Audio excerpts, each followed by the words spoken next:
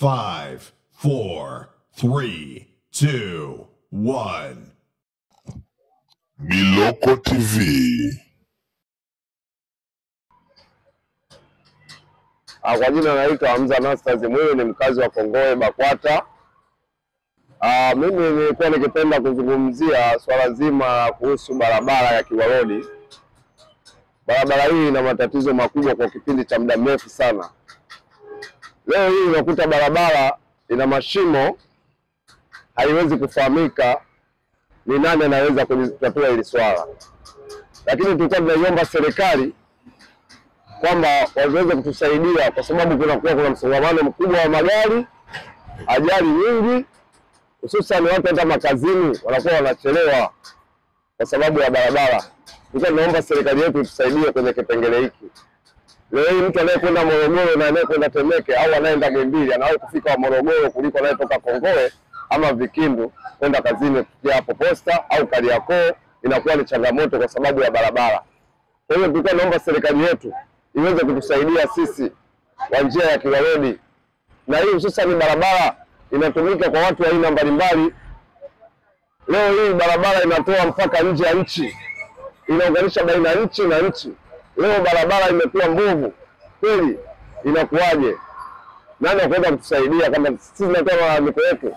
Sisi ni wananchi ambao tunaweza kuitumia hii barabara. Na hata hivyo sasa hata sisi tunaotumia sisi raia, viongozi wenyewe wanapita katika hii barabara. Je, wao wanachukuliaje ikiwa wao watoka kwenye usafiri wao? Changamoto zinakuja kwamba kuna ambulance zipo zinazotoka sehemu tofauti, kuna za Mkuranga, kuna za hapa za kati, kuna za Vikindu. Leo mgonjwa anakwenda kujifungua hospitali, anakuta foleni, hajaweza kupoteza maisha. La, kama kuna mama ambaye alikuwa mjamzito anatakiwa awaishwe.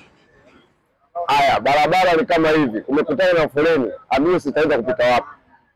Unaweza ukapoteza nini? Taifa la baadaye. Mama anataka aende kujifungue, taifa la baadaye linalipoteza. Aidha akapotea mtoto, aidha akapotea mama kwa sababu ya changamoto ya barabara. Kwa hiyo tunaomba serikali yetu itusaidie. Kwa majina naitwa Kasim Simba kutoka Kongowe Bakwata. Napenda nizungumzie kero za barabara. Barabara sasa hivi ni Bakwata mbovu sana. Tena mbovu sana. Kila siku pale mateja wanafanya kazi ya kuziba wao tu pale. Ajali kila siku zinatokea. Mwisho jana pale kuna guta moja pale imefanya kuanguka na jamaa kaumia na karibu vitu vya watu pale. Hii barabara ni mbovu sana. Tulikuwa naomba kama kuna uwezekano basi majumba yaliyovunjwa hapa au sio bwana, inabidi ufanye mpango yani kwamba utanuzi wewe mapema sana barabara, au kama sio hivyo basi wafanye mpango waweke viraka na barabara, kwa sababu inakuwa ni kero kwa magari, inakuwa ni kero kwa wavukaji barabara au sio bwana. Kwa hiyo tulikuwa naomba kwamba barabara ifanywe taratibu, itengenezwe tena, itengenezwe. Kama sio hivyo basi japo tuwekee viraka tu vile, sisi kwa tayari ni mshalizika. Hilo ukiangalia kwa sasa hivi pale jinsi ilivyo, ajali kila siku, sababu nakuta gari hii njia yuko mbovu, ile kule ni nzima. Kwa hiyo mwingine anataka apite upande wa kule ili mradi asikanyage mashimo. Kwa hiyo unakuta sometimes pale wanagongana, sometimes yani ajali kila siku. Mimi langu ndio hilo. Nashukuru sana. Kwa majina naitwa Abdulatif Muhammad Dipak, aka jina la mtaani watu wapenda kuniita jitu la mtumba. Kero yangu kubwa kutokana na barabara yetu hapa ambayo ukianzia mlima wa Kokoto upoishia mwendo kasi hadi kuikamata Kisemvule. Sasa kero hii kubwa kuhusu mashimo kutokana na wenye bodaboda, wenye magari, bajaji hadi watembea kwa miguu. Na hasa ikiwa kwa usiku. Usiku unaweza ukaendesha pikipiki, kwa mfano mimi naendesha pikipiki. Unaweza ukafika kipande cha darajani mbele pale, unakutana mashimo yamepangana kama unavona bao. Unadunda kwa shimo hilo unarukia huku, mwisho wa siku unakuta ajali kila siku, na barabara ambaye haipiti wiki bila kuua. Haipiti wiki bila foleni. Kila siku yani ni mikiki katika hii barabara yetu.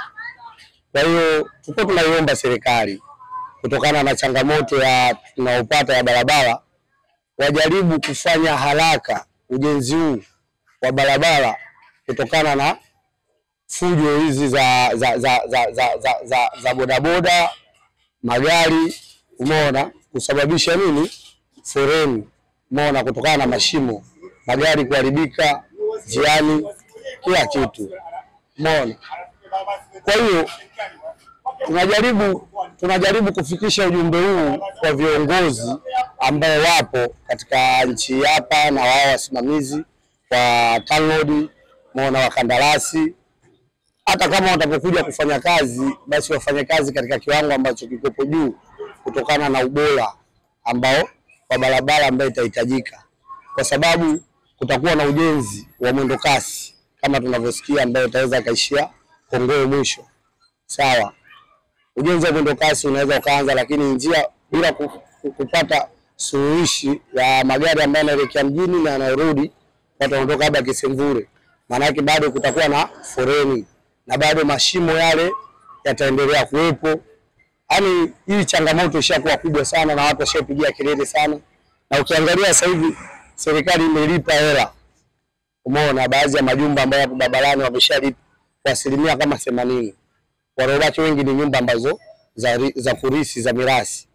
Sasa tulikuwa tunaiomba serikali itusaidie kwa haraka jambo la barabara, japo tunajua wapo katika harakati hizo, lakini kusisitiza nayo ni vizuri sana, umeona, kuliko kukaa vivi. Kwa hiyo changamoto yetu kubwa ni barabara, Kajiba barabara ina mashimo. La kwangu ni hilo.